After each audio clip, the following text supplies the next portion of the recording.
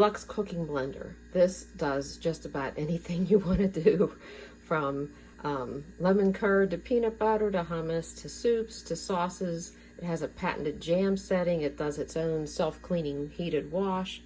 It actually cooks instead of just, it's the only cooking blender really on the market that actually has its own heater. Most of them just heat a little bit by friction. This actually cooks to different temperatures depending on the setting. But you know, you can do smoothies, of course, and we do have a smoothie cup.